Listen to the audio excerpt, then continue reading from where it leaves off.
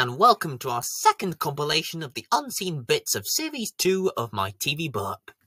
Yes, tonight we're going to be looking at our second set of bits which I didn't have time for during the second series of this show. So let's kickstart by playing the hit list. The hit list now! And this week, one couple hoping to win was best friends Maddie and Kieran from Manchester. But if you look at their faces, you'll see that they felt awkward being there.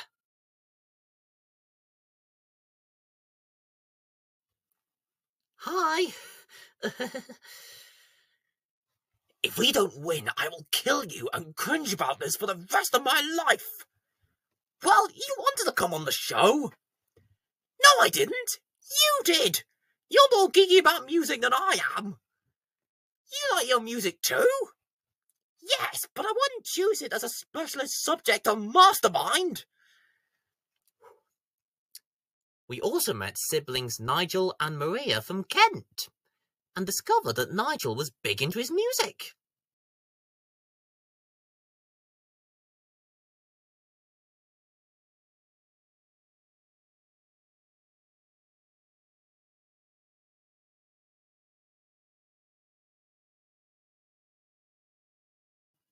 Crikey! You must have a warehouse to keep all those compilations! I can imagine them in a big crate and a friend helping out with a forklift truck. Beep, beep, beep. Lift, lift, lift. Forwards, forwards, forwards. Keep going, keep going, keep going. To me, to me, to me. No, not to you, to you, to you. To me, to me, to me. Stop! Now, put them down gently, not with a bump. Ow! Oh, not on my foot, you idiot! Ow! Why did I ever ask you? During gameplay, Nigel said something that he knows a lot of, which I think we should all know about.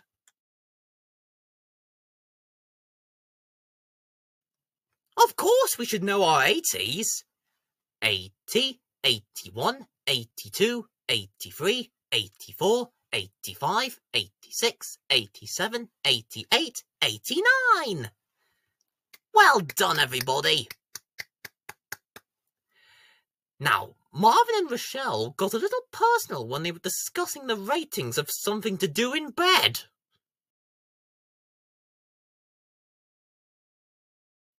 Do we even want to know that?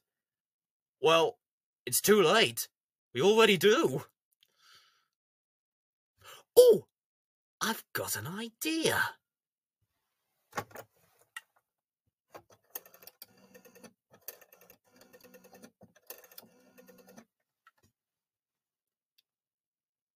Hello, Jack. Do you want to place a bet with me? All right. I bet you £30 that Nigel Maria will win this week's hit list. Okay, let's go. Yes! They won! I expect £30 in an envelope from you in the post, bro. Bye!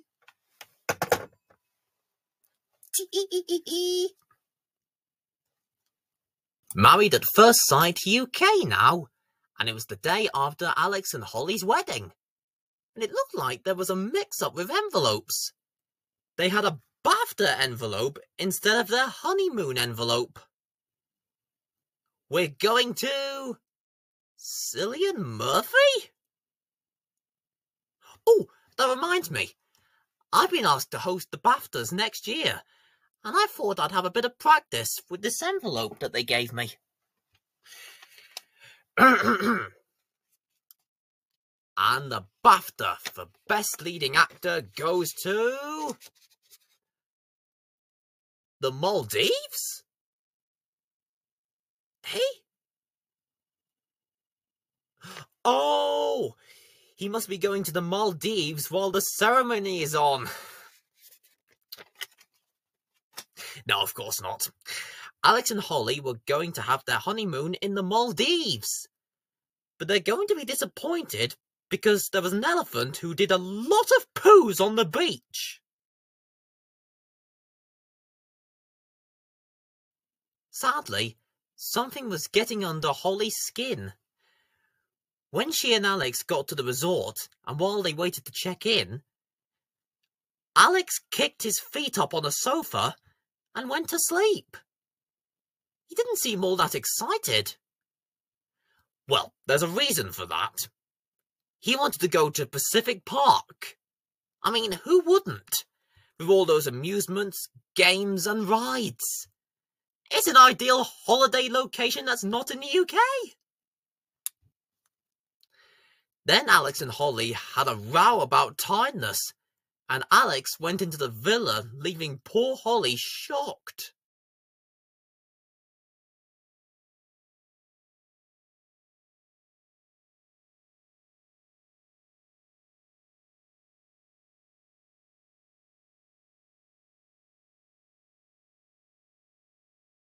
How do we even move forward from this right now? Well, like this. If you're happy and you know it, clap your hands. If you're happy and you know it, clap your hands. If you're happy and you know it, and you really want to show it, if you're happy and you know it, clap your hands. Emmerdale now, and I was disgusted to see that one of the photos on Moira's fridge door was her picking her nose. Dirty girl. Now, I was surprised to see Nigel Havers running the cafe.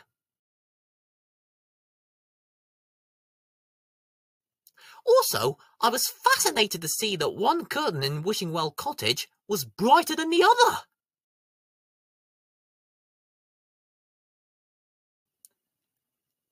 I've been doing an experiment with both of my curtains. You see, I've painted them with a special paint from B&M, and the person who served me said when I turn off the lights, something extraordinary will happen. I'm sure you're willing to see what will happen when I turn out those lights. So let's see, shall we?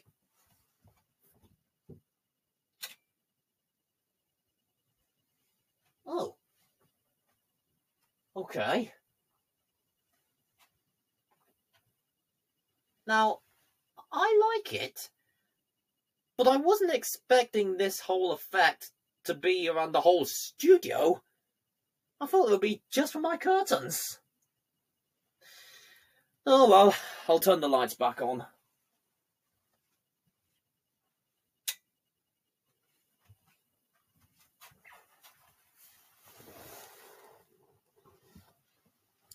Oh, wait, hang on. I think I know what's happened. Some paint must have splashed whilst I was painting the curtains. Bother. Oh well, never mind. Isn't it weird how people end up looking like their front doors though, eh?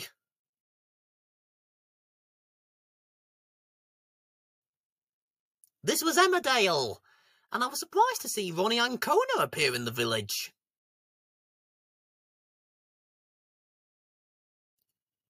I also saw Dundonian actor Brian Cox appear in the cafe.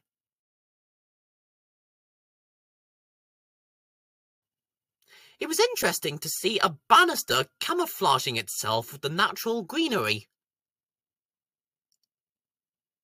Nice try, banister, but we can see you. Hey, Emmerdale has launched its own version of Where's Wally? It's called Where's Tom? Shall we see if we can spot him? Okay, let's play Where's Tom?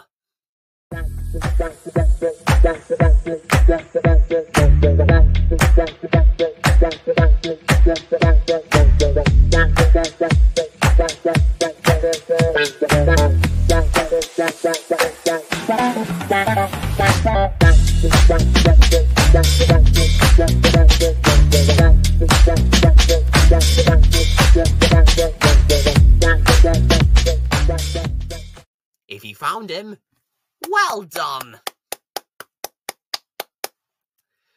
That Tom, though, eh? He could be hiding anywhere. Which brings us to... Huh? That's strange. I thought somebody was standing on my left.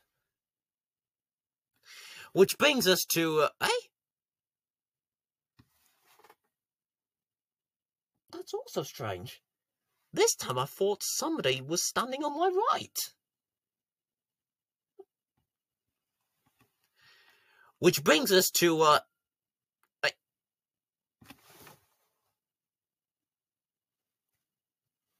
can't see anyone. Which brings us to our TV highlight of the... Aha! Oh. I've got a funny feeling that somebody is hiding in this studio. Which brings us to our TV...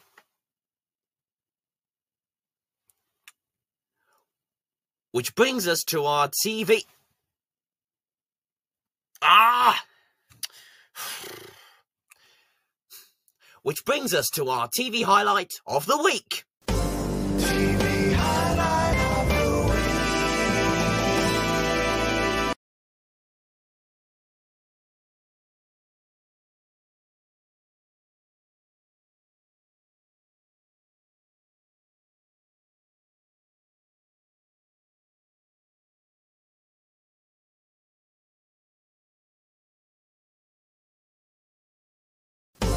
TV highlight of the week.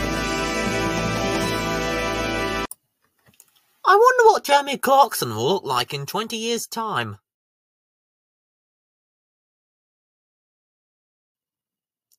Bit like that, I suppose. This was Alan Carr's Picture Slam, and one pair hoping to win was couple Daniel and Neil from Arbroath. They were a giggly pair because they were excited to meet Alan. To them, he's like a big celebrity. Oh, what's this? An envelope? For me? Oh, let's take a look inside. Oh, a note! It says, Dear Oscar, I hope you like this signed photo of me from a big celebrity. Oh, that's exciting! I wonder who it's from.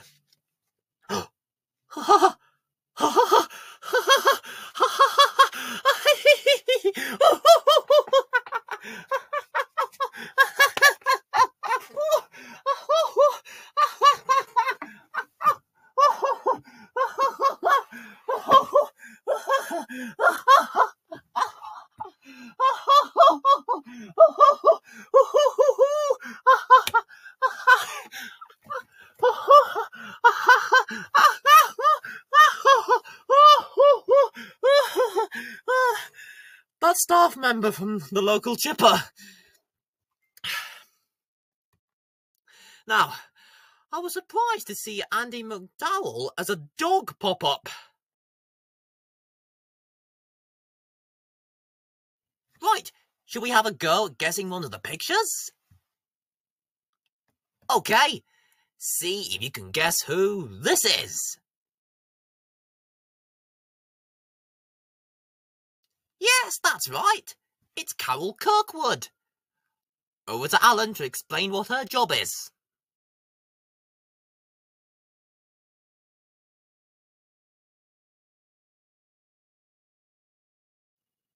No? No, I don't remember her on Strictly. Now, one of the pictures has given me an idea to make something. Mir Cat Milkshake. I'm going to make a Mir Cat Milkshake. I've got a liquidizer, the all-important Mir Cat, and a sauce of my choice right here on the desk. Oh, and a mug to drink it out from. The first thing to do is to pop your Mir Cat in the liquidizer. Then you pop the lid on, nice and tightly, of course. Now you put the liquidizer on. Would you look at that action? Now you turn the liquidizer off. Take the lid off. Pick up the jug and your drinking thing. Pour the milkshake in. And lastly, you enjoy your Mir Cat Milkshake. Mmm, delicious. Oh, the phone. Hello? Have I seen your pet meerkat? Uh-oh. You'll give me a reward if I find him? Alright, don't milk it. Oh dear.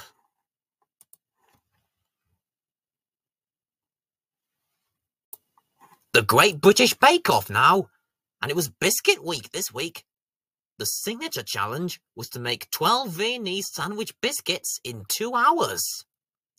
Now, have you ever wondered why we haven't seen Rhubarb and Custard, the cat and dog, for a while?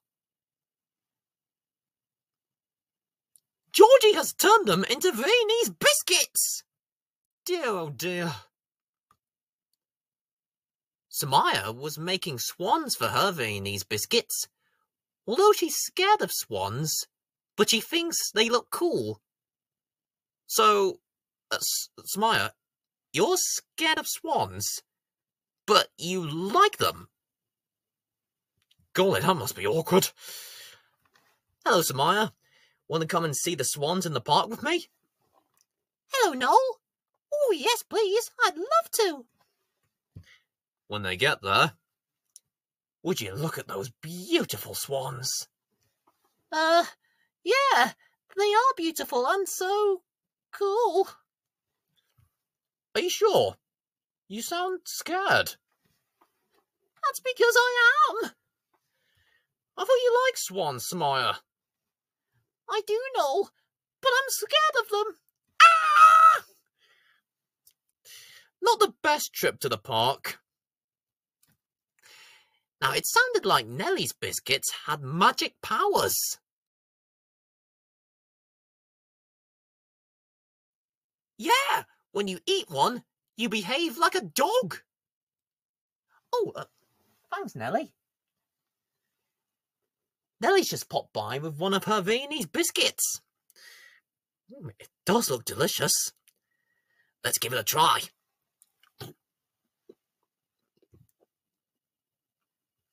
And let's see if the magic works.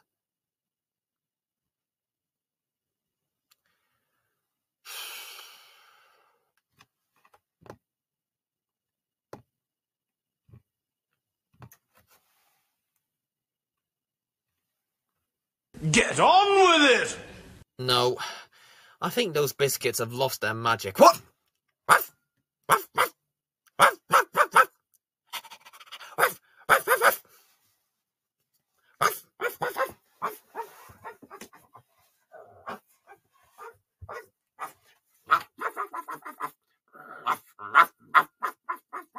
Nellie the elephant packed her trunk and said goodbye to the circus. Off she went with a trumpety trump, trump, trump, trump. Nellie the elephant packed her trunk and trundled back to the jungle.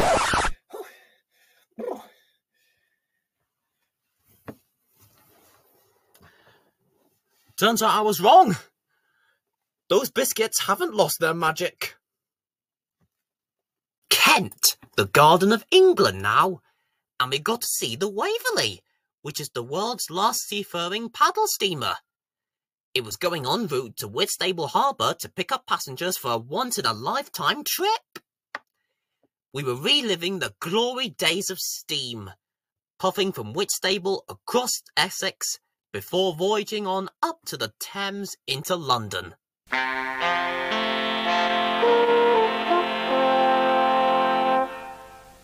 Thank you. Let's have a look at the 2,100 horsepower triple expansion engine.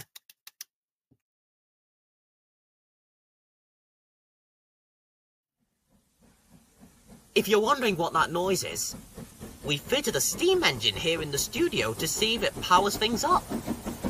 Which it can! It works as a treat. Oh dear.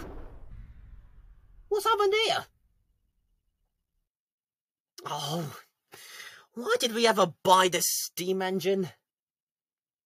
Team, reconnect our modern day power engine while I host the show with my torch as a light. Now, where did I... Oh, there it is. Right, this'll have to do. As long as the audience can see me, that's all that matters. A guy called Dog Chapman got his hands on Doe Church, which is all that remains of a medieval village that stood in a woodland valley just south of Rochester. The village was destroyed by the Black Death in the middle of the 14th century. The story is that everybody died, so the church was abandoned for 650 years. Oh, that reminds me. One of my friends went all the way to Kent to collect a parcel from another friend who lives there. His route involved going through Dode. It's been 6 weeks since he left, and I still haven't got my parcel. I wonder what's happened to him.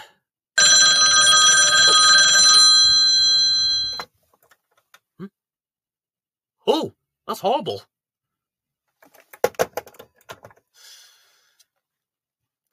Now, I was surprised to see Jenny the Vixen Ryan working in the Water Lane walled garden. You need something relaxing to do when you're not doing tense quizzing on the chase, Jenny. Ian James, who took over Water Lane in 2020, gave us the 2 main functions on walled gardens.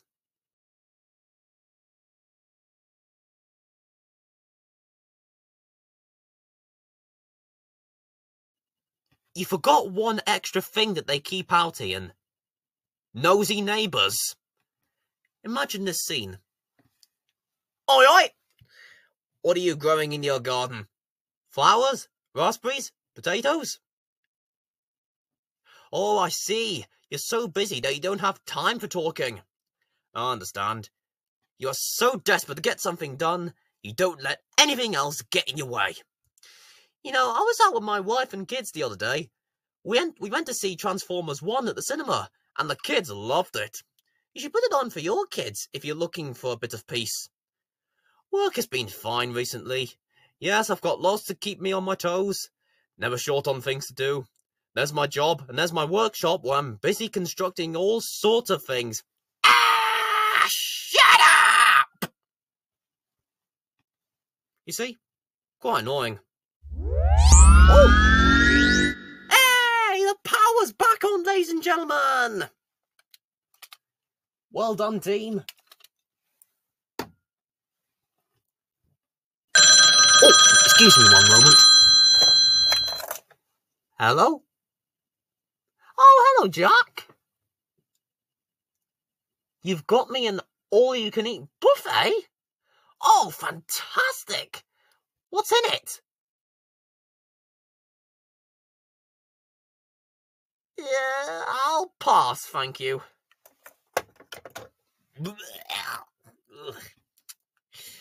This was Into the Jungle with Ed Stafford, and it seems that Ed is a fan of soap operas.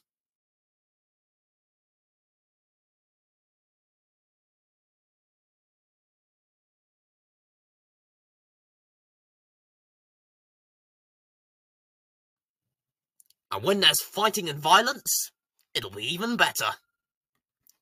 Now, I was confused to see that the expeditioners were cooking a pair of boots for breakfast.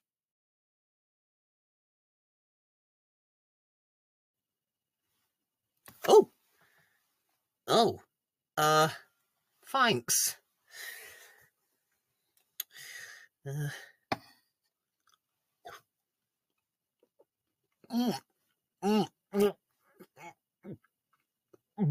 Oh. Ugh.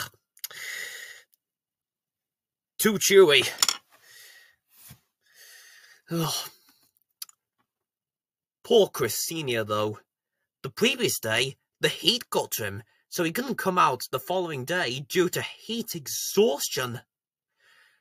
But I offered to help him get better. See, what I've done is that I've put Chris Senior in my fridge to cool off. I think it's now time for him to come out. Alright, team.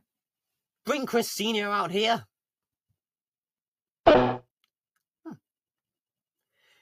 He's now frozen in a big block of ice. And I'm going to crack it open so that he will be free. How are you going to do that, Oscar, I hear you ask? Well, by kicking it. That's how. Right, here we go. Ow! Oh, my foot. Ow, ow, ow, ow. Oh, it worked. How are you feeling, Chris Senior? He's better, ladies and gentlemen! Alright, Chris Senior, take care of yourself. Oh, no worries, mate. I'm glad to be of help. Bye-bye.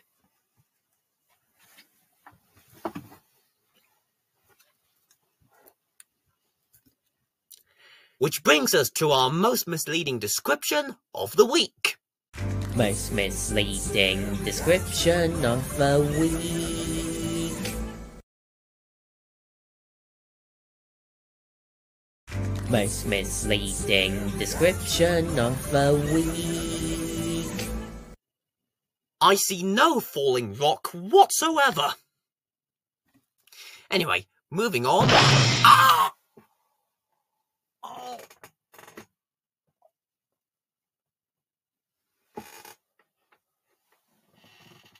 Oh. Oh, that's going to be a big bump. Abandoned railways from above now.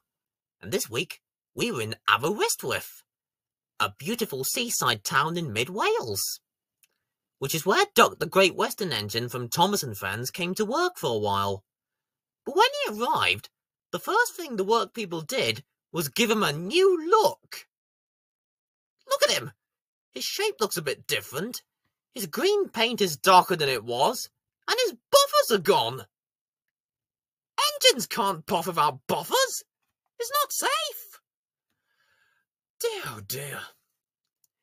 Anyway, we met John Davies, who started work on the railways in 1952. He told us that he started as an engine cleaner. There were 5 cleaners altogether, and he was the oldest, aged 22.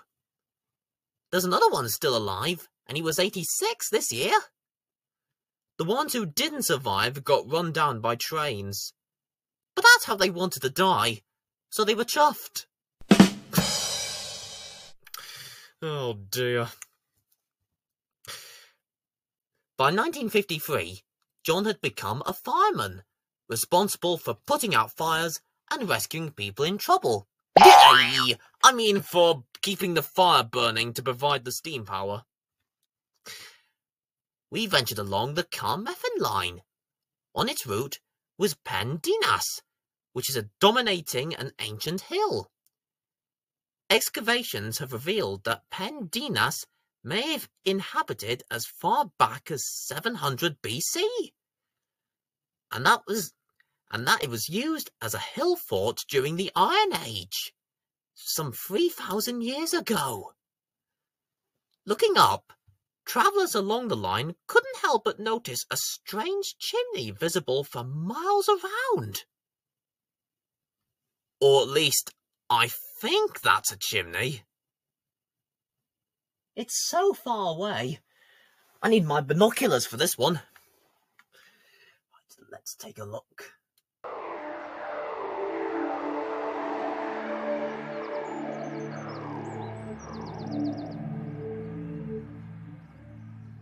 Oh. How could those people be so wrong?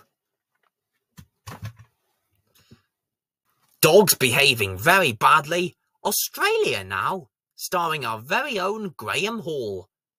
He was on his way to meet a couple named Paul and Tess.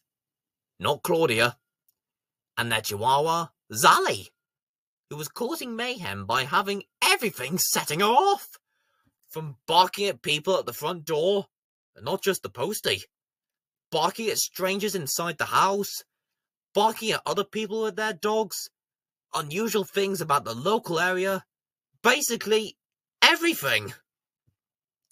Now, we've got a dog with the same problem as Zally here in the studio. It's sitting there, right? It had a good look around the studio earlier. Now, let's see what happens when I swivel my chair around.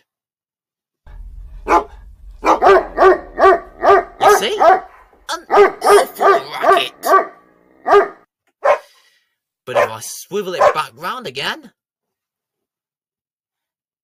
silence.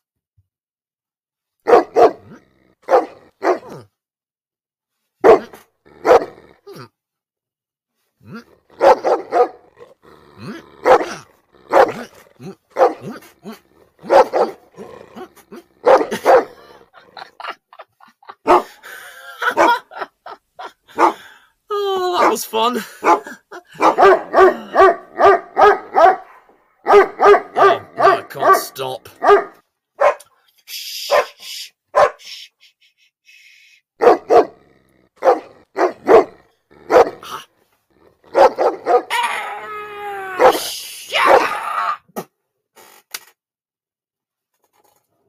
While Graham was on his way to meet Paul, Tess and Zally, here's something I learned from him. Chihuahuas are a Mexican breed named after the largest state in Mexico. But the dogs themselves are not all Mexican. But with Graham's help, Zally is now a much calmer Chihuahua. Now I'm going to take the ball out of this dog's mouth and see if that's calmed it down.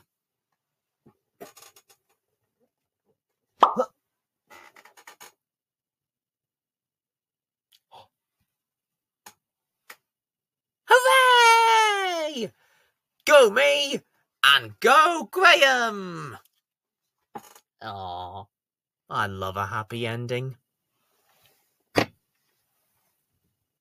And that's all we've got time for this week. But join me next week, where we look at one more set of unseen bits of Series 2 of my TV Burp.